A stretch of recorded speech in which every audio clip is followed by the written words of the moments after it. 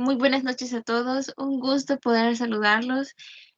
Vamos a empezar con la explicación acerca de los elementos claves que vamos a trabajar durante esta primera unidad en la materia de taller de creatividad y métodos de diseño.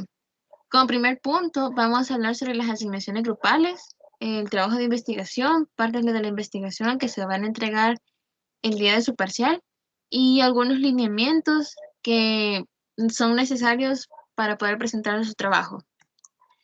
Bien, ahora bien, con respecto a la asignación grupal, se mencionó de que iban a hacer unas piezas gráficas, que como grupo iban a presentar un documento que contuviera piezas gráficas elaboradas aplicando o retomando los elementos y fundamentos del diseño gráfico que previamente fueron explicados en la clase. Las piezas son individuales y es importante que cada pieza tenga el nombre de cada autor. Yo les recomiendo dejar 1 centímetro de margen entre el borde de la hoja y su pieza para que ustedes fácilmente puedan colocar el nombre y el carnet, ¿sí? La entrega es de carácter grupal, es decir, que cada quien hace sus piezas, pero lo van a unir en un solo documento y eso se va a subir a la virtual. El documento debe contener portada con nombres organizados alfabéticamente, iniciando por apellidos y, súper importante, el documento tiene que ir diseñado, ¿sí? No solamente con margen, sino que tiene que tener como algún tipo de cintillo que sea identificado por todo el grupo, es decir, que todo el grupo tiene que identificarse con el diseño. La entrega es para febrero 13 y será en formato PDF en la virtual. Ahora bien, con el trabajo de investigación, se va a realizar una investigación con el propósito de desarrollar un producto y su respectiva campaña publicitaria a partir de una empresa salvadoreña, retomando como referencia o inspiración los diseñadores previamente asignados. Hay 4 puntos súper importantes, ¿sí? Que primero, está prohibido retomar el estilo de Fernando York. Nosotros tenemos que aprender a tener otro tipo de referencia en cuando nosotros escuchemos El Salvador, ¿sí? La referencia no es sinónimo de plagio, es decir, ustedes no van a tomar literalmente el diseño de referencia y así van a hacer su trabajo. Las referencias solamente son un punto de inicio para que ustedes puedan tener una idea más clara de qué van a hacer y cómo lo van a hacer. El reporte igualmente va a ser diseñado y es súper importante respetar el formato de la carátula. La entrega de este trabajo va a ser en febrero 20, es decir, el día de su parcial. Va a ser en formato impreso y la carpeta o el folder donde ustedes lo entreguen tiene que ser diseñado por el grupo. Es decir, ustedes tienen que tener una línea gráfica, como una identidad visual que los represente como grupo, ¿sí? El formato de la portada, como pueden observar, reza el nombre de la universidad, la facultad y la escuela, además el título. Sí, esta es una portada de referencia de un trabajo que se realizó en la asignatura de semiótica de la imagen. Como pueden ver, tiene el título, tiene el nombre de los autores, empezando por el apellido, respetando el orden alfabético. Tiene que ir justificado tanto el nombre como el número de carnet. Luego menciona el nombre de la asignatura, el nombre de la docente, el contenido y la fecha. En este caso, en asignatura, pues sería taller de creatividad y métodos de diseño. En el docente sería licenciada o LICDA, Claudia Tatiana Mejano Rivas. En, en contenido sería primer avance, ¿sí? Con respecto a la ciudad, sería San Salvador, el mes de febrero y el año 2024. Y súper importante que le agreguen el número de cada grupo, ¿sí? Puede ser en la parte de acá, arribita de los autores o al final. No pasa nada. Con la organización de los grupos, estas son las empresas que le corresponde a cada uno y los diseñadores asignados, que igualmente ya vamos a ver algunas referencias. Y igualmente para el grupo 4, 5 y 6, los diseñadores y las empresas salvadoreñas. Ahora bien, con respecto a las referencias visuales, tenemos que Stefan, bueno, todos los diseñadores que se retomaron son bastante conceptuales, claro, y experimentales, ¿sí? Ustedes tienen que aprender a trabajar con un estilo que no siempre tiene que ser el de ustedes. Ustedes tienen que aprender a tener referencias claras y súper importante, tener un banco de diseñadores de referencia. No solamente porque vi en Pinterest X pieza gráfica o algún póster o la portada de un disco, yo me voy a casar con la persona que haga ese diseño. Entonces yo voy a copiar su estilo. Nada de eso. Ustedes tienen que aprender a salir de su burbuja. Entonces, tienen que atreverse. A veces nosotros nos da así como el miedo de que no nos va a quedar bien, pero si no nos arriesgamos, entonces, o sea, no nos salimos de nada. Como pueden ver, los diseños de Stefan son bastante experimentales y tipográficos. Stefan es un diseñador, es un conceptualizador que se enfoca mucho en expresar como ideas que tal vez son como bien craneadas, pero realmente que sí cumplan con el hecho de comunicar algo. Podemos observar estos dos pósters, que todos son referencia a cosas que él hace. Por ejemplo, este es de una exhibición. Entonces pueden observar que son dos elementos claves. Esto que creo que es una fruta y la fotografía del diseñador, ¿sí? El nombre. Entonces, si ven, no es como algo súper elaborado, pero comunica y se ve bastante bien visualmente. En la segunda vemos que es una banana, pero siempre se caracteriza con el trabajo que él realiza, ¿sí? Él es sumamente tipografía, entonces vemos que es uno de los recursos principales. En ese tercer recuadro tenemos la portada que él realizó para un libro, me parece que fue propio, que hablaba sobre él y su trabajo. Entonces, él al ser un diseñador experimental, él tiene que ir compartiendo como y transmitir ciertos elementos, como por ejemplo, ustedes pueden decir, es el rostro de él impreso con diferentes diseños, pero realmente esto es escalado. Él se concentra mucho en transmitir sensaciones. Entonces, nosotros podemos ver que está el rostro del calado, siempre cuidando la forma que él tiene, y vemos que al fondo están como diferentes texturas. Em, Luego, esta última imagen del perro fue para un álbum gráfico, me parece, que juega mucho con la superposición de colores. Entonces, es así como eso de los lentes 3D que utiliza dos colores base, el azul y el rojo. En este caso, en este libro, creo que esta era la contraportada, cuando era roja, la contraportada era roja como que si fuese papel celofán. Era transparente y roja. Entonces, cuando tú veías al perro, que es, o sea, la tarjeta del perro dentro de la cajita que viene, tú puedes observar, de hecho, al perro que está así como con la boca cerrada. Pero cuando sale, se saca la tarjeta, puedes observar al perro con esta forma que tiene la boca abierta. Estos son los diseños de Jessica Walsh, que si ustedes pueden observar, ella es bastante extravagante, digamos, con los colores. Los colores son bastante vibrantes y eso pues es como un punto clave que la diferencia a ella, ¿sí?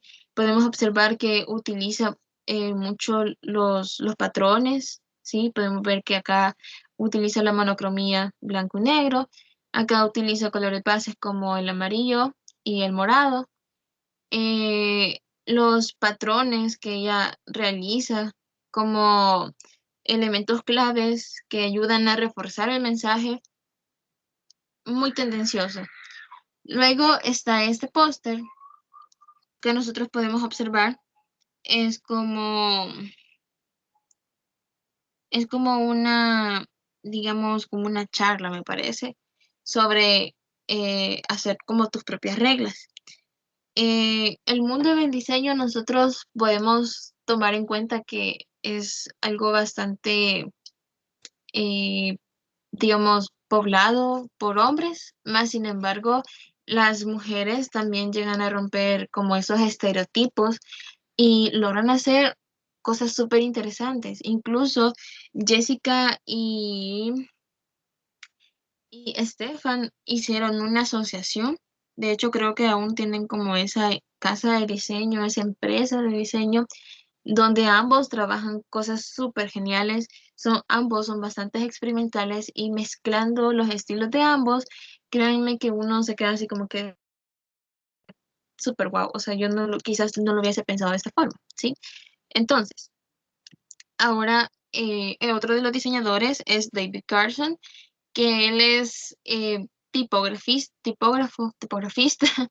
y él trabaja mucho con jerarquías y un poco de collage.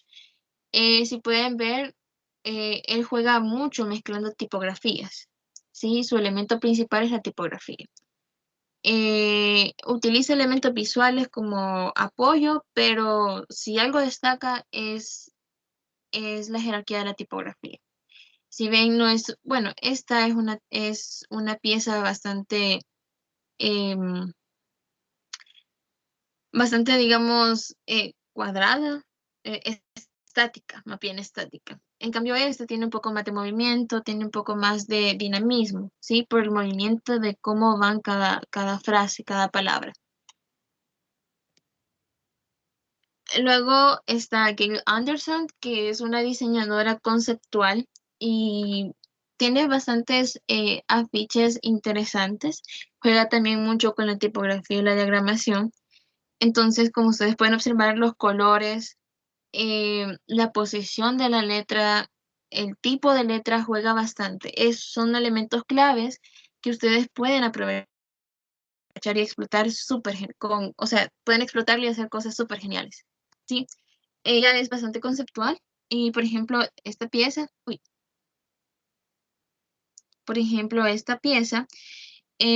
fue para algo así como una oratoria acerca de el buen cuerpo, ¿sí? Como mencionaba de que independientemente de tu color de piel, ya sabemos que siempre ha existido como esa brecha entre el racismo y los estereotipos. Entonces, esto es súper importante porque si bien utiliza cosas súper claves, utiliza dos bolas de sorbete, dando referencia a que no importa de qué sabor sea, siempre, o sea, siempre sigue siendo una mujer. Entonces, el mensaje es súper claro.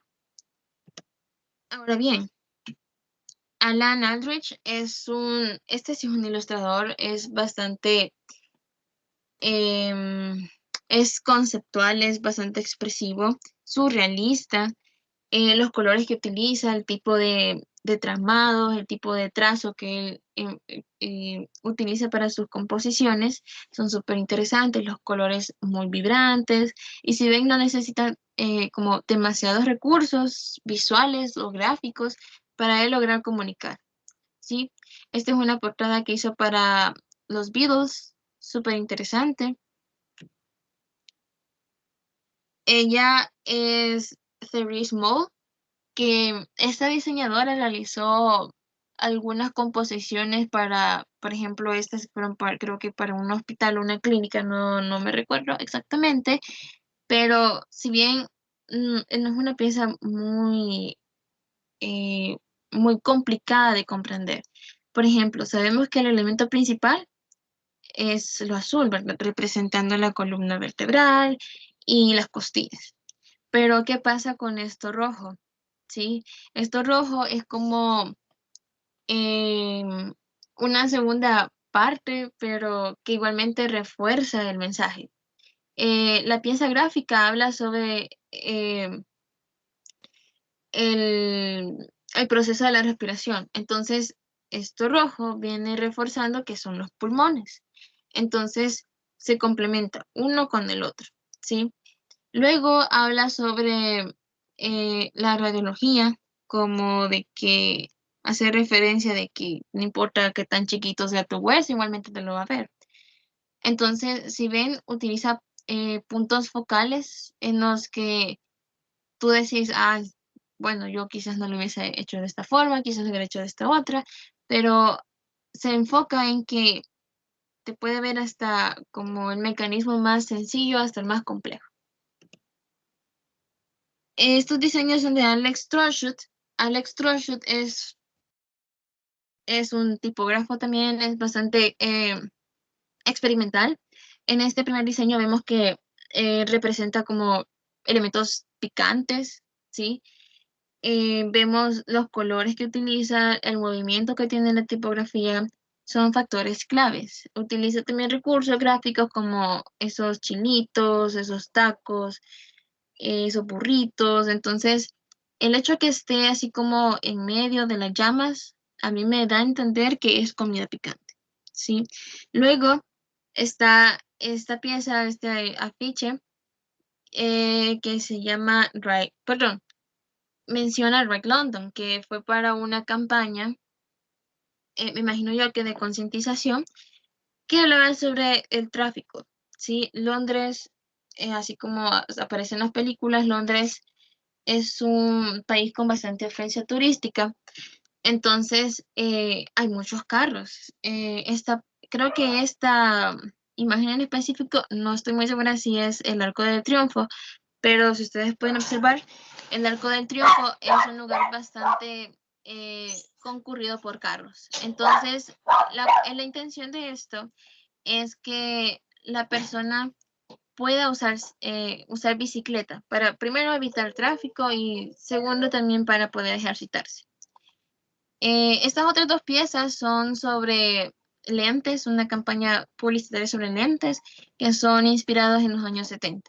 Entonces podemos observar que tiene recursos que son muy representativos de los años 70, tanto colores vibrantes, elementos gráficos, como estos símbolos de amor y paz o ese tipo de flores. Entonces, ahora mencionamos a Belén Pava, o Paya, perdón, que es una diseñadora de pictogramas. La mayoría de su trabajo se basa en pictogramas. Ella realiza iconografía, se basa mucho en la abstracción de elementos. Por ejemplo, en esta primera pieza podemos observar de que tanto los colores como los elementos, la simbología, la ubicación, son factores claves para nosotros poder entender qué es cada lugar. Por ejemplo, esta taza está cerca de un lugar con sillas y mesas. Me da a entender a mí que es un comedor. Luego, la simbología del hombre y de la mujer me da a entender que son baños. Con números puede ser que se refiera al número de sala, ¿sí? Luego esta otra pieza igualmente juega mucho con los elementos como los números y además trabaja mucho la colorimetría, perdón. La armonía del color es también pieza clave. Por ejemplo, si yo pongo este verde sobre un verde más oscuro, tal vez no tenga el mismo impacto que tiene como ponerlo sobre negro. Igualmente, el tratamiento de las imágenes son lineales, no necesariamente tiene que ser fotografía. Entonces, así es como elementos tan sencillos me logran comunicar a mí específicamente la intención de los elementos base. En este caso, serían pictogramas. Ahora hablamos de Michel. Es también un tipógrafo. Él trabaja mucho en la experimentación con la tipografía. Por ejemplo, estas primeras piezas se basa mucho en la experimentación, juega con diferentes formas, tamaños. Entonces, si ustedes se quedan así como viendo detenidamente, van a encontrar palabras acá. Entonces, el mensaje siempre es claro. Todo está en la observación. Luego, esta otra pieza habla sobre el sueño americano. Creo que esta era una obra. Y podemos observar que el elemento principal es un tenedor, pero ¿qué está atravesando el tenedor? Está atravesando Estados Unidos. Entonces, acá, a los lados alrededor del tenedor, el elemento principal que está atravesando el país, nosotros podemos observar que están como los créditos. Por ejemplo, el director, el diseñador, como la parte del cast, la dirección, digamos el día, la hora, etcétera. Información clave. Esta es otra forma de jerarquizar y organizar información. Luego tenemos a Barbara Kruger, que ella trabajó mucho con collage. Su trabajo principal siempre se basó en puro collage. Su trabajo es bastante conceptual y como pueden observar, dice la primera pieza como que tú no eres como, o sea, primero tú eres tú mismo, por ejemplo. El punto focal vendrían siendo estas frases, you are yourself. Entonces, digamos que a mí me transmite como que ella quizás está triste, está enojada, entonces ella se da cuenta como que, ay, esta no soy yo. Entonces, el elemento que me ayuda a reforzar el mensaje es not. Entonces, you are not yourself, como que tú no eres tú misma. Sí, es como que me desconozco. Cuando decimos me desconozco porque hago o como algo a lo que no estoy acostumbrada y me termina gustando, entonces yo me desconozco. Luego, esta otra pieza que dice The future belongs to who can see it, menciona como que el futuro le pertenece a esos que pueden verlo.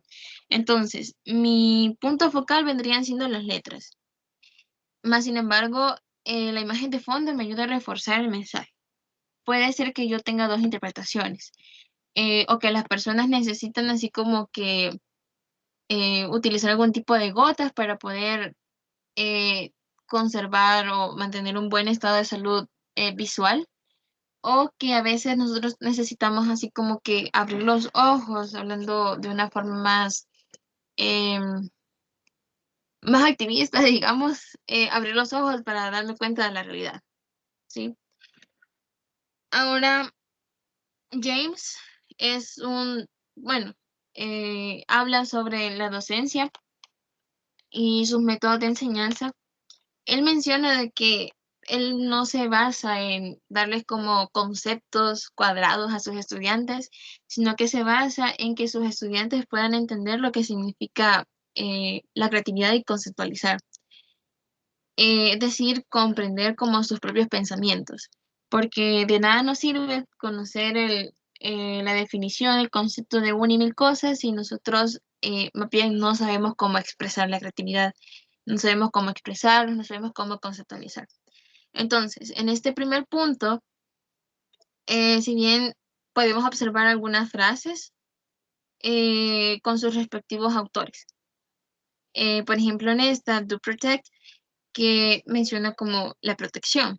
Cualquiera pudo haber hecho un castillo, perdón, un escudo, pero acá pues se basa mucho en la eh, conceptualización y acá pues se buscaban elementos que te recordasen a la protección y la persona que realizó esta pieza dijo, simple, no me complico, entonces voy a hacer un castillo. ¿Por qué? Porque un castillo usualmente pues protege, es como un fuerte. Luego menciona como de la historia, dice la frase que como tú mencionas la historia, el mundo te escuchará.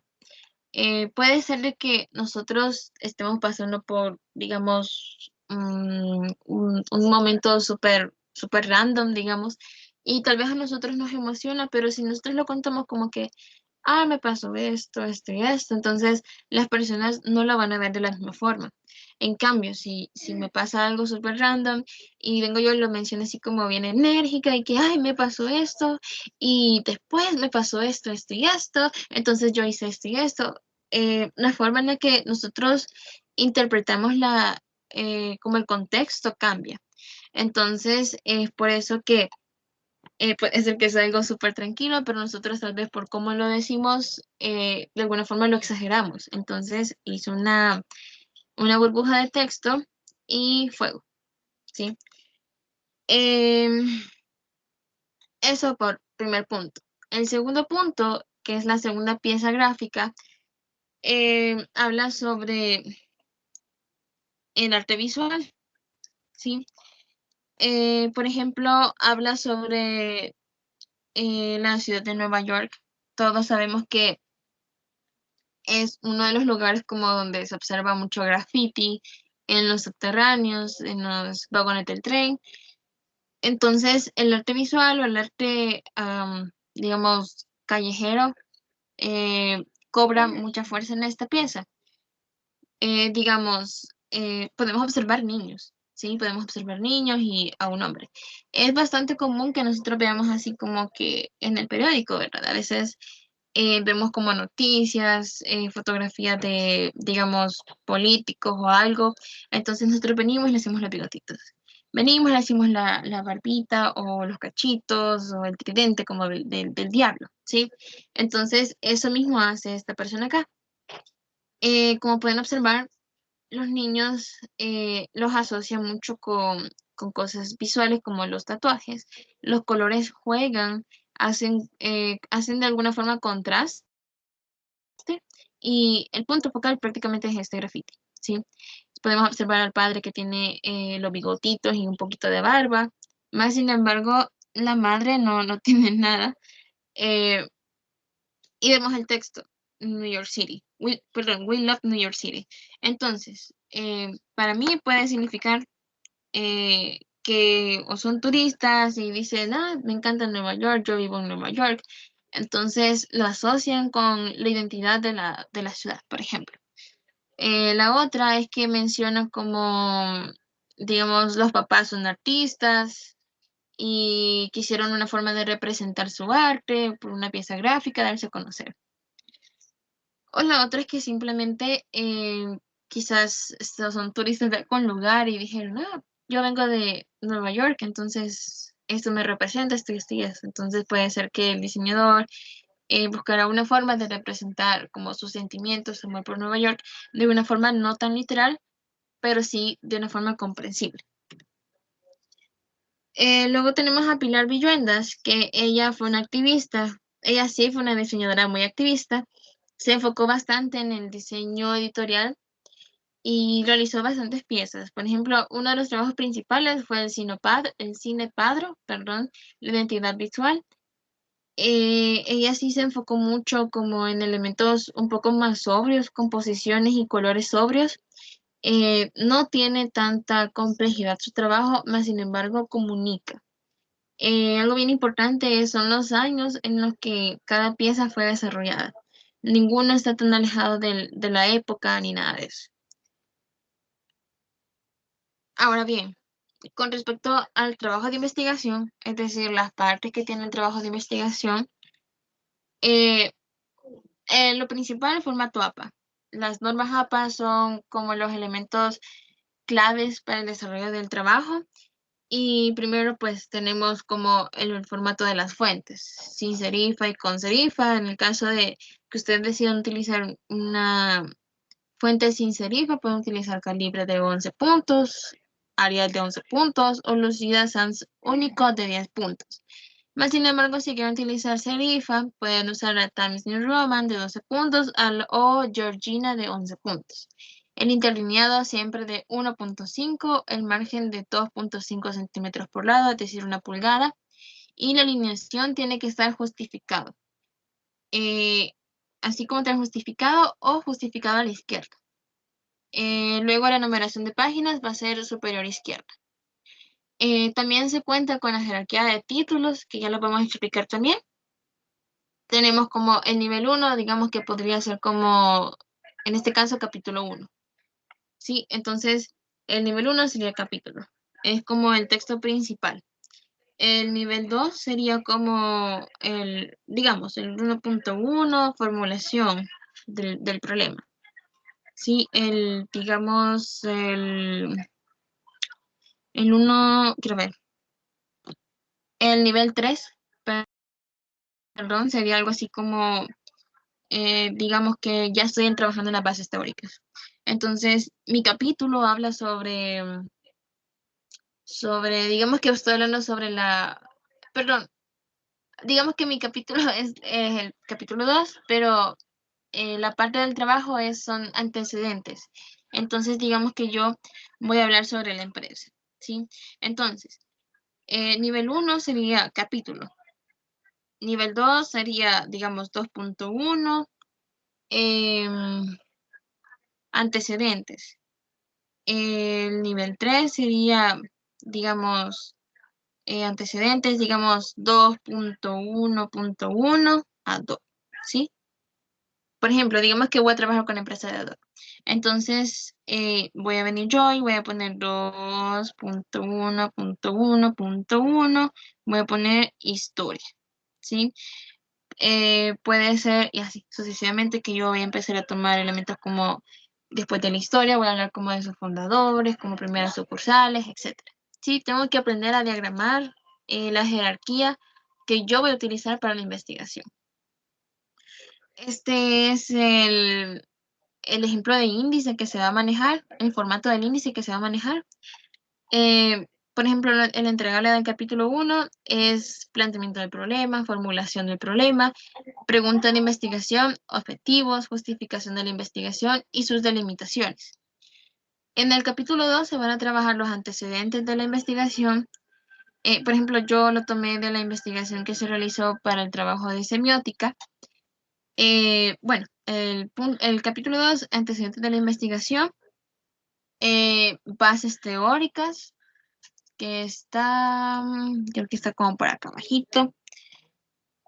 Luego se trabaja también la definición de términos, que vendría siendo como un glosario. Los alcances de la investigación, formulación de la hipótesis. En el capítulo 3 se trabaja el nivel de investigación, diseño, población y muestra, instrumentos de recolección de datos y las técnicas de procesamiento y análisis de datos. En el capítulo 4 nosotros ya vamos a ver el producto, es decir, el diseño del producto y su respectiva campaña. Tocó también las conclusiones, las recomendaciones y finalmente las referencias que tienen que ir en todas las entregas, es decir, mis citas bibliográficas van en las referencias. Entonces, aprovechando acá, en la jerarquía de los títulos, este sería el nivel 1, el nivel 2 y el nivel 3. Ahora bien, como tengo eh, um, sí, el nivel 3, hasta el nivel 3 llegamos. No nos extendemos tanto. Em, Ahora bien, para poder saber cómo nosotros vamos a trabajar el planteamiento del problema, tenemos que saber y entender qué es el planteamiento del problema. El planteamiento del problema viene siendo una descripción concisa y clara de un problema o desafío que necesita ser abordado. En este caso sería el diseño de productos para una marca en específico. Es la ruta para la resolución del problema y la toma de decisiones, ayudando a individuos y equipos a definir el alcance de su trabajo y centrarse en los aspectos más críticos. El planteamiento resalta la necesidad de explorar soluciones viables y potenciales para abordar el creciente consumo de energía en nuestra, por ejemplo, eh, energía en nuestra comunidad. Este es como un ejemplo. Entonces, podemos decir que el planteamiento es donde yo menciono el problema. Por ejemplo, el problema vendría siendo la necesidad de un producto nuevo. Podría ser la necesidad, la creación, la publicidad para un producto nuevo. Luego tenemos la formulación.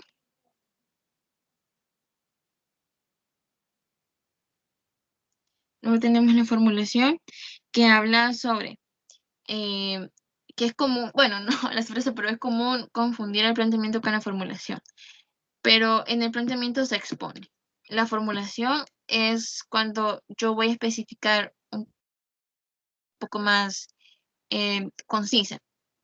Por ejemplo, la formulación consiste en la presentación oracional del mismo. Por ejemplo, si digamos, el tema de investigación podría ser como, digamos, ¿cómo explicarles? Digamos que, bueno, por ejemplo, nosotros que vamos a trabajar, eh, o sea, lo mismo de la creación de producto y campaña publicitaria, digamos que mi empresa es Correo de El Salvador. Entonces, mi planteamiento es que, como mencionaban en la instructoría, casi nadie sabe de que, de hecho, Correo sí tiene página web, tiene como, o sea, página web tiene presencia en redes sociales, no tanto, pero la tiene. Entonces puede ser de que en la formulación yo pueda decir de que a pesar de los tiempos, eh, es una empresa del gobierno, más sin embargo no están conocidos, solo vemos publicidad en la calle, pero no en redes sociales. Entonces, ahí es donde yo voy a venir y voy a respaldar eso, la necesidad que yo tengo por poder comunicar a las personas por redes sociales que existe Correo de El Salvador, digamos tarifas, tipos de cosas que se pueden enviar, hasta dónde llegan, dónde no llegan, etcétera. Entonces, tenemos que mencionar que la formulación de un problema consiste en la presentación oracional del mismo, como por ejemplo, dice, reducción del problema en términos concretos, explícitos, claros y precisos. Y deja la referencia bibliográfica. Y es la concentración de planteamiento en una pregunta precisa y delimitada en cuanto a espacio, tiempo y población, si fuese el caso. Y nuevamente la cito. En la formulación se denomina también el problema principal y a partir del cual se redactan los objetivos. Es decir, si ustedes necesitan darle como mejor orientación a su investigación, el punto 1.1 y el 1.2 son sus puntos claves. Luego tenemos la pregunta de investigación y menciona que es el cuestionamiento central que un estudio se plantea responder. Básicamente es lo que yo pretendo con mi investigación, en este caso el corazón de la investigación, y define con claridad el camino para el proceso de la investigación. Eh, por ejemplo, digamos que sigo con la empresa de Correos de El Salvador. Digamos que yo puedo poner en mi pregunta como cuáles son los elementos claves con los que Correos de El Salvador se va a poder eh, definir una presencia en redes sociales, por ejemplo, o cuál es la red social clave para que Correos de El Salvador tenga presencia en medios digitales. Hay diferentes tipos de preguntas de investigación y esto depende si la investigación es cuantitativa. En este caso, busca entender procesos que suceden en contextos y localidad particular. Son las descriptivas que buscan obtener información sobre una o múltiples variables para asociar una cantidad. Las comparativas que buscan una comparación entre dos o más grupos sobre la base de una o más. Y las relacionables que buscan comprender la asociación, tendencias y la relación causal entre dos o más. Además está la investigación, perdón, la pregunta de investigación cualitativa, que menciona que abarca áreas más amplias de investigación o áreas más específicas del estudio. Al igual que las preguntas cuantitativas, estas preguntas se vinculan con el diseño de la investigación. Usualmente son adaptables, no direccionables o más flexibles, como por ejemplo, empiezan a buscar como qué propósito. Por ejemplo, si mi propósito de la investigación es descubrir, explicar o explorar. Entonces, puede ser que yo diga mi pregunta de investigación, establecer la red social que tendría más auge en medios digitales o establecer como qué red social o qué medio digital me podría servir para que Correo de El Salvador tenga más presencia en redes sociales. Luego están los objetivos. Sabemos que los objetivos consisten en las expectativas y resultados que se van a tener. Estos se basan también en la pregunta, o sea, decir, si una pregunta, ustedes no pueden hacer sus objetivos. El objetivo general es lo que orienta la investigación y lo hace como un poco más general, eh, como un comentario más abierto.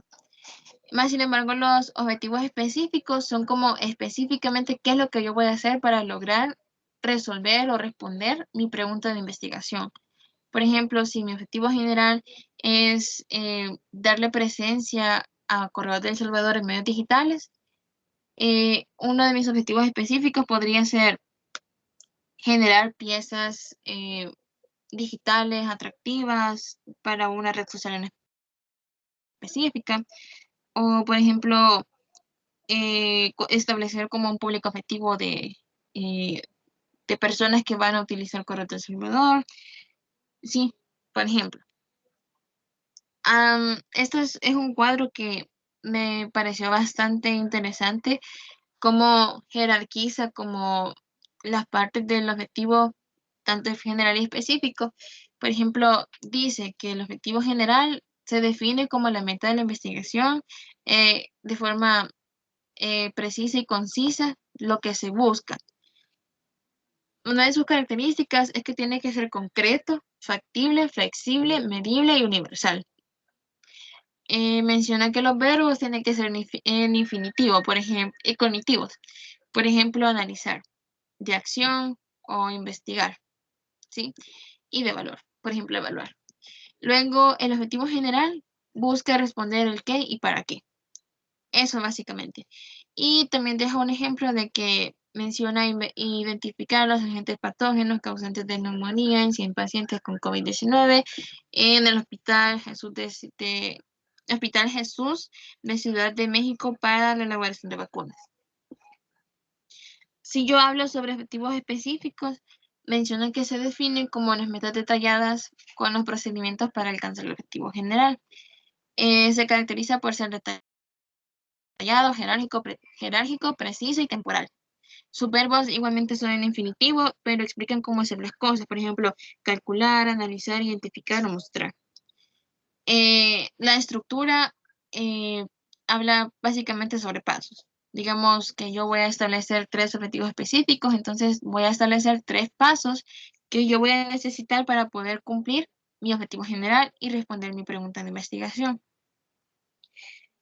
Luego menciona el ejemplo de determinar cuántos automóviles contaminantes existen en la Ciudad de México. Sí, sí es cierto que ambos tienen como enfoques diferentes porque no son del mismo tema, ¿verdad? Pero esto nos ayuda a ser un poco más claros y no tener tan perdido como todo el proceso que va a conllevar realizar la investigación. Estos son algunos de los verbos, tanto para objetivos general como específicos.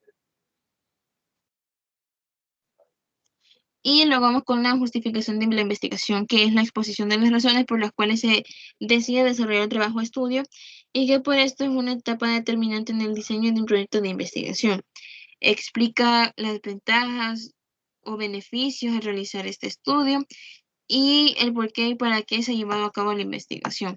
Ustedes necesitan respaldar el por qué, es decir, tienen que investigar cómo se comporta esto a través de los años, qué impacto ha tenido en ciertas marcas, como en este caso sería la creación de productos, por ejemplo, qué beneficios le trae a una marca eh, sacar un producto nuevo, qué beneficios le trae a la empresa, ya sea económicos o de presencia en cierto país o en alguna sucursal, como por ejemplo las promociones, a veces que sacan como por ejemplo, McDonald's que saca como algunas, bueno, saca la cajita feliz y cada cajita feliz cada cierto tiempo tiene una temática. Por ejemplo, igualmente esto de que sacaron como por 1 o 2 días, que hubo un menú que tenía los nuggets y unas salsas específicas sobre BTS, por ejemplo.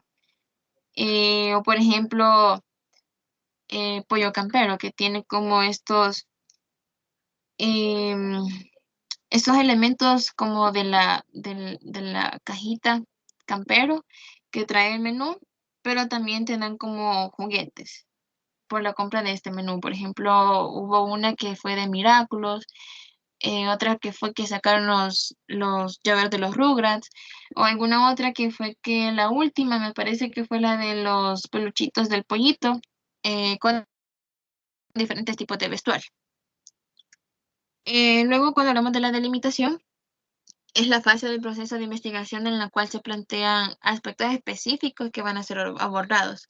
Por ejemplo, la función de la delimitación es describir en qué contexto se llevará a cabo la investigación en términos especiales, perdón, espaciales y temporales, dónde se hará, cuánto tiempo tomará, qué o quiénes serán los objetivos de estudio.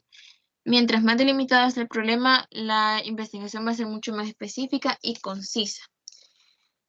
Aquí entra, por ejemplo, digamos que yo voy a trabajar como eh, con, con Correos del Salvador. Entonces, uno de mis delimitaciones serían personas que hacen uso del servicio de Correos del Salvador. La otra es como la delimitación universal, por ejemplo, cuánto tiempo se va a llevar. En este caso sería la investigación se llevará a cabo desde febrero del 2024 hasta junio, julio, que se termina el ciclo. Y digamos que también puede ser que otro de mis delimitantes sea que hayan personas que utilizan redes sociales. Esto yo lo puedo segmentar más por edades o por redes sociales en específicos. Por ejemplo, personas que utilizan Facebook de X edad a X edad, o personas que utilizan Instagram de X edad a X edad, o podría ser TikTok, o tal vez Google Ads, ¿sí? Entonces, eh, esta parte es bien específica, es bastante importante y puntual. Ahora, con respecto a las revisiones, vamos a realizar dos revisiones antes de la entrega. La revisión 1 va a ser febrero 12, donde ustedes nos van a poder explicar qué han hecho, qué han trabajado. Y esta fecha nos va a servir a nosotros para poder orientarlos y decirles esto sí funciona, pueden enfocarse en esto otro, pueden agregar esta tangente. Y la segunda revisión sería febrero 16, donde ya es como que si ustedes deciden tomar en cuenta como las observaciones que nosotros les hemos dado, entonces las podemos revisar de una vez, si tal vez han avanzado más, si no terminaron el capítulo. Entonces, importante tenerlos en cuenta. Las revisiones únicamente serán en el canal de Teams y van a tener tiempo suficiente, porque creo que febrero 12 es lunes y febrero 16 es viernes. Entonces, eh, es tiempo suficiente.